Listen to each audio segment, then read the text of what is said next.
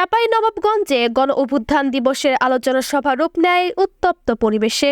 জেলা প্রশাসনের আয়োজিত আয়োজনে হঠাৎ শুরু হয় হট্টগোল, ধস্তাধস্তি, বন্ধ হয়ে যায় অনুষ্ঠান। মঙ্গলবার দুপুরে জেলা কালেক্টরেট চত্বরে আয়োজিত এই সভায় উপস্থিত ছিলেন জেলা প্রশাসক, পুলিশ সুপার, সিভিল সার্জন সহ দপ্তরের ঊর্ধ্বতন কর্মকর্তা ও বিভিন্ন শ্রেণী পেশার মানুষ।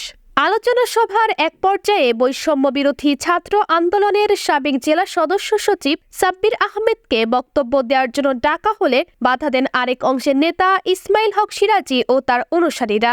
এরপর মুহূর্তেই উত্তেজনা ছড়িয়ে পড়ে দুই পক্ষের মধ্যে। শুরু হয় বাকবিতণ্ডা, পরে তা রূপ নেয় ধস্তাধস্তিতে। পরিস্থিতি নিয়ন্ত্রণে আনতে হস্তক্ষেপ করে পুলিশ ও জেলা প্রশাসন। ২০ মিনিটেরও বেশি সময় বন্ধ ছিল অনুষ্ঠান। পরিস্থিতি উত্তপ্ত হয়ে উঠলে মুখোমুখি অবস্থান নেয় জুলাই আগস্ট আন্দোলনের দুই পক্ষ।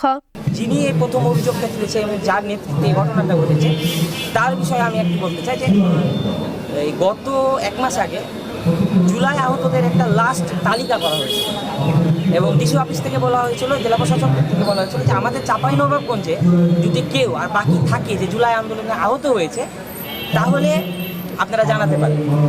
তো অনেকেই প্রায় আপনার ২২ জন মতো সেখানে অ্যাপ্লিকেশান করেছিল যে আমি জুলাইয়ের আন্দোলনে গত বছর ২০২৪ সালে আহত হয়েছি।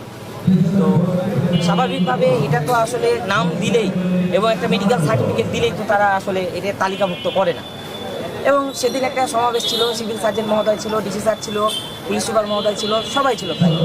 তো সেখানে ছাত্র প্রতিনিধি হিসেবে আমাকে এবং আব্দুর রাহিমকে এবং বেশ কয়েকজনকে ডাকা হয় এবং সবার কথা বলা হয় যে এরাকে আপনারা চিনেন কিনা, ওরাকে আপনারা চিনেন কিনা, কেউ আহত হয়েছে কিনা। তো আমরা ওইভাবে কিছুই, আমরা জাস্ট বলেছি যে স্যার আমাদের যতটুকু মনে হয় ৫ তারিখের আগে ওইভাবে হতাহতর ঘটনা সেরকম ঘটেনি এবং আপনারা সাংবাদিকরাও সেটা জানেন যে সেরকম কোনো ঘটনাই ঘটেনি আমাদের চাঁপাইনবাবগঞ্জে ৫ তারিখের আগে। এবং কেউ যদি এখন দাবি করে যে আমি ২ তারিখ আহত হয়েছি, ৩ তারিখ আহত হয়েছি বা ১৬ তারিখ আহত হয়েছি, তো বিষয়টা একটু খতিয়ে দেখবেন। সেই ঘটনায় আমরা যা দেখতে পারি, যিনি আমার বিরুদ্ধে অভিযোগ করেছে বা যিনি যার নেতৃত্বে আজকে দিনকে বিতর্কিত করার চেষ্টা করা হয়েছে, তিনি সেখানে স্পষ্টভাবে দেখা গেল যে আবেদন করেছিল যে আমি একজন জুলাই যোদ্ধা এবং আমি জুলাই আহত যোদ্ধা, আমাকে যেন সরকার থেকে অনুদান দেওয়া হয়। তো আমাদেরকে তো প্রায় ২২ জনের ভেরিফিকেশন করা হয়। আমরা কারোটাই সুনির্দিষ্টভাবে বলিনি স্যার এই আহত ওই আহত এভাবে। আমি বলছি স্যার ভেরিফিকেশান করতে পারেন। আমার কাছে মনে হয় ৫ তারিখের আগে কেউ আহত হয়নি সেভাবে। তো সেই বিষয়টা নিয়েই আমি কাউকে ইন্ডিকেট করেই কোনো কথা বলিনি। আমি জাস্ট ফেসবুকে লিখেছিলাম যে কি একটা দিন আসলো যে আমরা জুলাই কী নিয়ে কী আকাঙ্ক্ষা নিয়ে ঘটালাম, আর আজকে আমাদের সহযোদ্ধারাই আহত না হয়ে সরকারের ভাতা চায়, আহতর ভাতা চায়। অন্যদিকে প্রকৃতপক্ষে যারা শহীদ পরিবার, অনেক পরিবার এখন পর্যন্ত তাদের শোক কাটিয়ে উঠতে পারে। এ বিষয়ে সাব্বির আহমেদ বলেন, ভুয়া নাম অন্তর্ভুক্তির প্রতিবাদ করায় তাকে টার্গেট করা হয়েছে। পূর্ব পরিকল্পিতভাবে তাকে বাধা দিয়ে আন্দোলনকে বিতর্কিত করার চেষ্টা চলছে। অন্যদিকে ইসমাইল হক সিরাজি অভিযোগ করে বলেন, প্রকৃত আন্দোলনকারীদের বাদ দিয়ে আওয়ামী ঘরানার লোকজনকে মঞ্চে জায়গা দেওয়া হয়েছে। ভুয়া তালিকার প্রতিবাদেই তারা এমনটা করেছেন।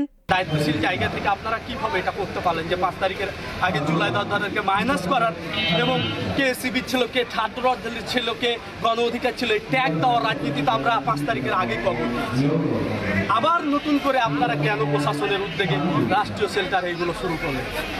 আমরা কারোর জন্য অবিচার করবো না, ওই জন্য ৫ তারিখের পরে স্বাধীন হয়ে যাওয়ার পরে আমরা চলে গেছি। মূল ঘটনা একটাই যে ৫ তারিখের আগে ২ তারিখের কমিটি জয়টাই লিস্ট ছিল, একটাকেও মূল্যায়ন করা হয়নি। যারা তদবির করে ঢাকায় এখানে যে টাকা খরচ করে নিজের পদ পদবি নিয়ে এসে তারা আজকে স্টেজে মঞ্চস্থ করা হচ্ছে এবং তাদের প্রত্যেকের ব্যাকগ্রাউন্ড ছাত্রলীগ থেকে করবেন। আপনারা সাংবাদিকরা সচেতন সমাজ, সাংবাদিক হচ্ছে কি জাতির চক্ষু, একটা দেশের চক্ষু, ন্যায়ের চক্ষু। এই ন্যায়ের জায়গা থেকে আপনারা ৫ তারিখের আগে এবং গত ১৭-১৬ বছরের যারা দোষক ছিল, সঙ্গ ছিল, তাদেরকে একটু আইডেন্টিফাই করবেন। মিডিয়ার মাধ্যমে আমি আবারও প্রতিবাদ জানাচ্ছি দীপ্ত কণ্ঠে যে জুলাই যোদ্ধারা প্রকৃত এখনো বেঁচে আছে এবং আগামী বাংলাদেশে বৈষম্যহীন, ত্যাগ মুক্ত, সুখী, সমৃদ্ধ, শক্তিশালী বাংলাদেশের উন্নয়ন অগ্রযাত্রা কোনো ফাসিস্টের সহযোগী রোধ করতে পারবে না, পারেনি ইনশাআল্লাহ। ঘটনাটা হচ্ছে গিয়ে সিম্পলি যে ৫ তারিখের আগে যারা ২ তারিখের ১ তারিখের এক কথায় আগে যারা কমিটির লিস্টে ছিল, ২ তারিখের পরে যারা ছাত্র জনতার উপরে হামলা করার সুযোগ খুঁজতে এসেছিল অস্ত্রশস্ত্র নিয়ে, তাদেরকে 5 তারিখের পরে ডিসিএসপি সেন্টারে তাদেরকে স্টেজ মঞ্চস্থ করা হচ্ছে, তাদেরকে কথা বলার সুযোগ করা হচ্ছে। এবং শুধু তাই না, 5 তারিখের আগে জুলাই যোদ্ধাদেরকে বুড়া বলো আওয়ামী লীগ দোসর, ছাত্রলীগ দোসররা অবহিত করছে। এটা খুব দুঃখজনক সাথে বাংলাদেশে। হ্যাঁ, এবং লিস্টে আপনারা হয়তো বুঝতে পারবেন, আমরা 2 তারিখের আগে কোনো লিস্টে ওটা বাধাও দিয়েছিল লিস্টে প্রকাশ করা। এই লিস্টে প্রকাশ করার জন্য বাধা দেওয়া হয়েছিল।